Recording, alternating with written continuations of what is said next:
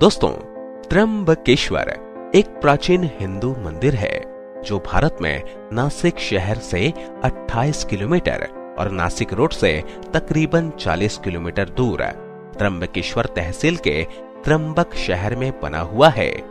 यह मंदिर भगवान शिव के उन 12 ज्योतिर्लिंगों में से एक है जिन्हें भारत में सबसे पवित्र और वास्तविक माना जाता है। त्र्यंबकेश्वर ज्योतिर्लिंग की सबसे अद्भुत और असाधारण बात तो यह है कि इसके 3 मुख यानी सर हैं, एक भगवान ब्रह्मा, एक भगवान विष्णु और एक भगवान रुद्र। इस लिंग के चारों ओर एक रत्न जड़ित मुकुट रखा गया है जिसे त्रिदेव के मुखौटे के रूप में रखा गया है। कहा जाता है कि यह मुकुट पांडवों के समय से यहीं पर है। इस मुकुट में हीरा, पन्ना और कई बेशकीमती रत्न जड़े हुए हैं।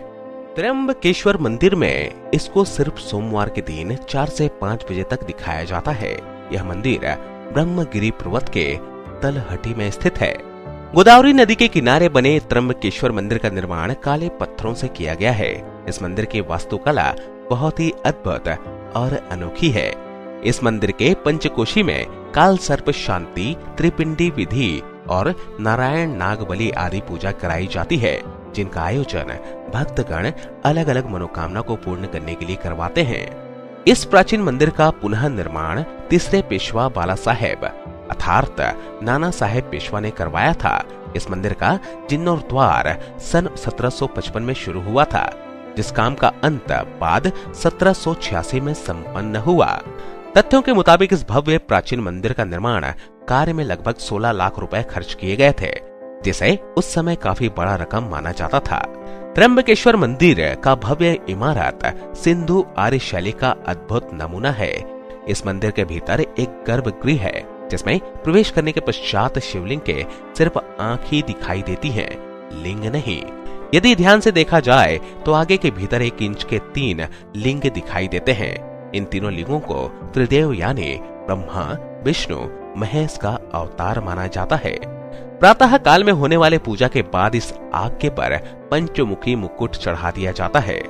त्र्यंबकेश्वर मंदिर परिसर में कुंड है, कुशावर्त, जो गोदावरी नदी का स्रोत है। कहा जाता है कि ब्रह्मगिरी पर्वत से गोदावरी बार बार लुप्त हो जाया करती थी। गोदावरी के पलायन को रोकने के लिए गौतम ऋषि ने कुशा की मदद लेकर गोदावरी को बंधन से बांध दिया था। उसके बाद से ही इस कुंड में हमेशा पानी रहता है।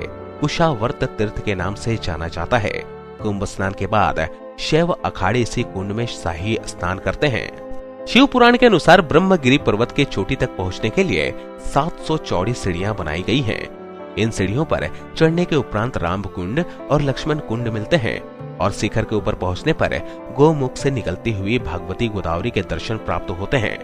चलिए अब हम आपको त्र्यंबकेश्वर ज्योतिर्लिंग से जुड़ी हुई पौराणिक कथाओं के बारे में बतलाते हैं कि आखिर भगवान शिव त्र्यंबकेश्वर ज्योतिर्लिंग के रूप में यहाँ उत्पन्न क्यों हुए। पुराणों के अनुसार एक बार महर्षि गौतम और तपोवन में रहने वाले ब्राह्मण की पत्नियां किसी बात पर गौतम ऋषि की पत्नी अहिल्या से नाराज हो जाती हैं। उन सभी पत्नियों ने अपने पति को गौतम ऋषि का अपमान करने के लिए प्रेरित करती हैं। उन ब्राह्मणों ने इसके लिए भगवान गणेश की आराधना की। उनकी आराधना से प्रसन्न होकर गणेश जी ने उनसे वर मांगने को कहा। उन ब्राह्मणों ने कहा, प्रभु किसी प्रकार ऋषि गौतम को इस आश्रम से बाहर निकाल दीजिए। गणेश जी को विवश होकर उनकी बात माननी पड़ी। तब गणेश जी ने एक दुर्बल गाय का रूप धर के ऋषि गौतम के खेत में जाकर फसल खाने लगे। गाय को फसल खाते देख ऋषि गौतम ने हाथ में डंडा लेकर उसे उस गाय को वहां से भगाने लगे। उनके डंडे का स्पर्श होते ही गाय वहीं गिरकर मर गई। उस समय सारे ब्राह्मण एकत्रित होकर गौ हत्यारे कहकर ऋषि गौतम का अपमान करने लगे। ऐसे विषम परिस्थिति को देखकर गौतम ऋषि उन ब्राह्मणों से प्रायश्चित और उद्धार का उपाय पूछा। तब उन्होंने कहा, गौतम तुम अपने पाप को सर्वत्र बताते हुए 3 बार पृथ्वी की परिक्रमा करो, फिर लौटकर यहाँ 1 महीने तक व्रत करो। इसके बाद ब्रह्मगिरी का 101 बार परिक्रमा करो, तभी तुम्हारी शुद्धि होगी। अथवा यहाँ गंगा जी को लाकर उनके जल से स्नान करके 1 करोड़ पार्थिव शिवलिंग से भगवान शिव जी की आराधना करो। इसके बाद फिर से गंगा जी में स्नान करके इस ब्रह्मगिरी के 11 बार परिक्रमा करो। फिर 100 घरों के पवित्र जल से पार्थिव शिवलिंग को स्नान कराने से तुम्हारा उद्धार होगा। उसके बाद भी गौतम ऋषि ने सारे कार्य पूरे करके पत्नी के साथ पूर्णतः तल्लीन होकर भगवान शिव की आराधना करने लगे। इससे प्रसन्न होकर भगवान शिव ने उनसे वर मांगने को कहा। महर्षि गौतम ने कहा, भगवान आप मुझे गौ हत्या के पाप से मुक्त कर दीजिए। भगवान शिव ने कहा, गौतम तुम सर्वदा निष्पाप हो। गौ हत्या का अपराध तुम पर छल पूर्वक लगाया गया था। ऐसा करने के लिए तुम्हारे आश्रम के ब्राह्मणों को मैं दंड देना चाहता हूँ। इस पर महर्षि गौतम ने कहा कि उन्हीं के उस कार्य से मुझे आपके दुर्लभ दर्शन प्राप्त हुए हैं। अब उन्हें मेरा परम समझकर उन पर आप क्रोध ना करें। बहुत सारे ऋषि मुनियों और देवगण ने वहां उपस्थित होकर ऋषि गौतम के बात का अनुमोदन करते हुए भगवान शिव से सदा वहीं पर निवास करने की प्रार्थना की। फिर भगवान शिव ने उन सब की बात मानकर वहां त्र्यंबक ज्योतिर्लिंग के रूप में वहीं स्थित हो गए। त्र्यंबकेश्वर मंदिर में जब भगवान शिव की शाही सवारी निकाली जाती है तो वह दृश्य देखने लायक होता है। इस भ्रमण के समय त्र्यंबकेश्वर महाराज के पंचमुखी सोने के मुखौटे को पालकी में बिठाकर गांव में घुमाया जाता है। फिर कुशाव्रत घाट तीर्थ में स्नान कराया जाता है। इसके बाद मुखौटे को वापस मंदिर में लाकर हीरे जड़ित स्वर्ण मुकुट पहनाया जाता है। यह पूरा दृश्य त्र्यंबक महाराज के राज्य अभिषेक जैसा महसूस होता है। इस यात्रा को देखना बेहद अलौकिक अनुभव है।